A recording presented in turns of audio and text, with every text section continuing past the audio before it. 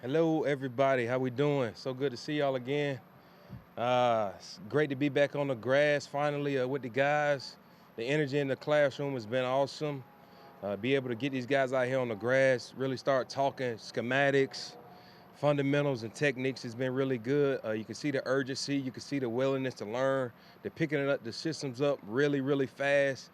And I'm just excited, just kind of being on this side. You look at it, being able to compete against the Vikings 3 out of the past 4 years that I've been in this league.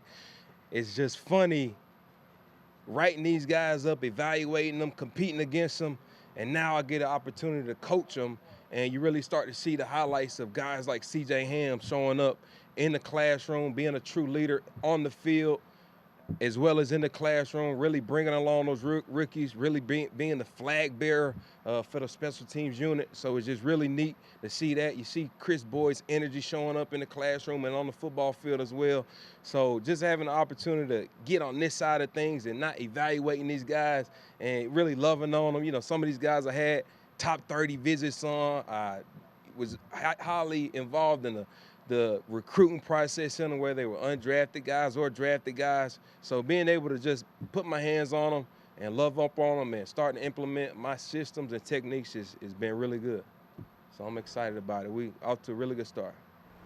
What's your first impression of Kene Nwangwu? Oh, Kene is exactly what I thought he was, an explosive athlete. Really excited about what we're putting in. I'm actually meeting with him tomorrow just to get a better understanding of what he likes to run, whether it's sidelines, counters, bounces. Is he a middle guy? And so we'll have that conversation tomorrow just in terms of what he likes to do. But you see a guy who has a very, very explosive first step, the ability to tackle break. He can get in and out of his cuts. And, you know, and that's what you're looking for from a kick returner is the ability to stick that foot in the ground and get vertical immediately. And he can do that. I'm really excited about the plan that we have for him and what we'll do this year with him. What did you see out of Gabe from Oklahoma that you wanted to sign him? I think the biggest thing you look at Gabe in his career that he had, and he really showed up in pressure situations. Hit a lot of game-winning field goals. He hit a 57-yarder, I wanted to say, against Texas Tech to win a game. And in those pressure situations, you see him just show up. Really has a true mental toughness. Really a true professional when it comes to how he sees the kicks, how he sees it through. Really intentional about working on his craft. Comes up to my office every single day just to refresh his memory, go back over the tape, and you can see just that professionalism really showing up early. Switching out there on the field goal unit stuff, do you expect a kind of full competition here this summer with those two guys? Absolutely. There will be a full-on kicker competition and punter competition. That's why we brought in those guys like Gabe Brickage and Ryan Wright, is to really push those veterans that we have and really push along, each other. I mean, competition we know makes each other better. And so we want to try to create as many game-like situations in practice as we can, but also pressure situations as we can. And so, just kind of having that, competitive guy right next to you, mentally it does something to you. And so we'll see how guys respond to it. Look at the options that you have at punt return. From a punt return standpoint, so we have KJ Osborne, who's currently the only guy that has done it in a professional NFL game. We got Jalen Naylor back there, rookie, looking to bring along Amir Marset because, he's got the kick return ability, but I think he possesses a certain skill set that you'd like to have back there. So we have him back there as well. We have Thomas Hennigan back there, undrafted rookie, free agent. And so those are kind of the guys that we're looking at back there at the punt return spot.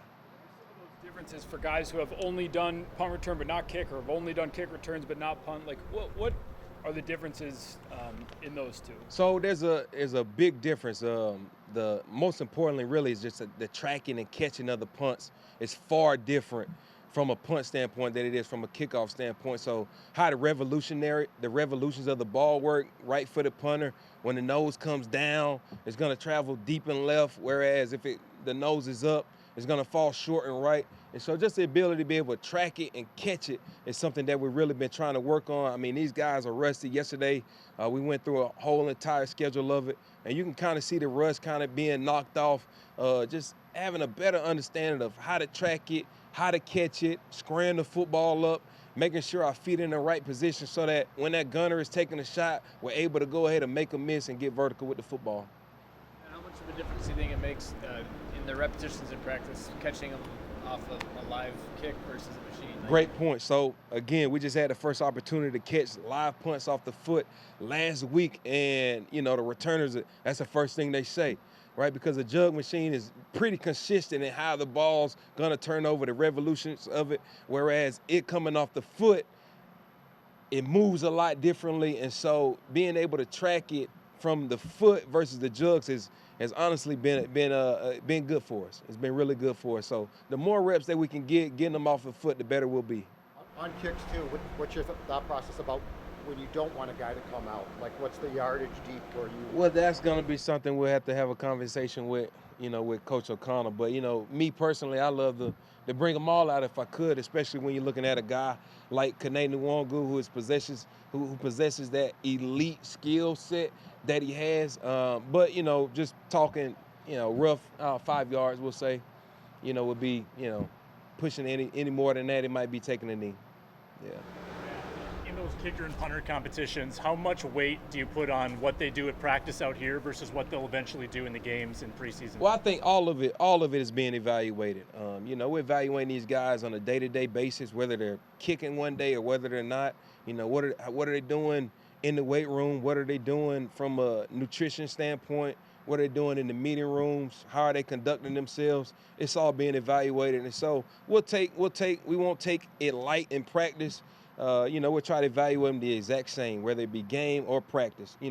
Try to find a way to aggregate and bring it all together. We've been tracking all of the statistics just so those guys are keeping track of what they're doing well, what they're not doing well, and so they have, a good database to build off of. So, we're not just out here kicking, and, at the end of this thing, it's like, hey, we're going to keep, Barry over Wright, and Wright's coming to us and saying, well, why? Well, here you go. Here are the numbers. The numbers are going to speak for themselves. And so we kind of have that data just to be able to back up the decision making that we'll have, when that time comes.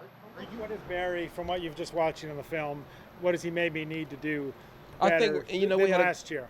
I think right now what we're working on with JB is, speeding up the op time, and then just trying to add a little bit more hang time to his balls, because as we know, he's a big bang guy. He can hit 60-yard, 65-yard balls. But, sometimes we'll find it where we need you just to hit a 45-yard ball with a nice 4.8, 5-second hang time. And so right now we're just trying to work on his drop, the level where he's dropping it at, and really just trying to pick up on the hang time of his balls. So just as a rule of thumb, are you a directional punting guy? Are you a boom it guy? Like, there's just a lot of different philosophies now on what makes a good punter. Yeah, absolutely. And, throughout my career, I've been a combination of both. Johnny Hecker was a big boom guy, whereas Brian Anger was a more directional hang time guy. And so I'm going to really tailor the system towards the punter that we end up having, to answer that question.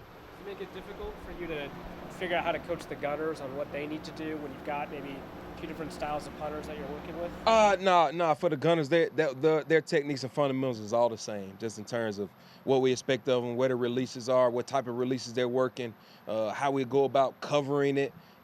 There's no difference there in terms of which punters out there. What's your theory on kickers as far as mentally as well? Because there's been some problems here where some people have gotten upset when they miss. Right. They're a different breed than a football player per se. What's your thought process on how to approach them as people, basically? Yeah. The kicker position obviously is typically the loneliest one on the football field, right? Because there's not too many people you can rely on or point the fingers to, other than yourself. And so I try to build situations, like I say, as many game-like situations in practice as we can to help kind of build that mental toughness. And, that's something that I've had a conversation with Greg about, working on building up his mental toughness, going through his process, asking him, does your process change, when you're kicking a 30-yard field goal versus a 50-yard field goal? Those shorter distance field goals versus longer distance field goals. We try to keep that all the same, regardless of, is it a game winner or is it an extra point? The ideal situation for us is we just working on keeping the same exact process and not worrying about what the results are. Do any memories come back to you from like early in your playing career when you're working with the younger players on the roster? Oh yeah, absolutely. I can't say I love rookies. I freaking love rookies, man. They just come in so green, so raw, and you just kind of get to love them up because, and let's be honest, this is a all-star league, right? All-star league where we're requiring a lot of guys to do not so much all-star things from a special team standpoint.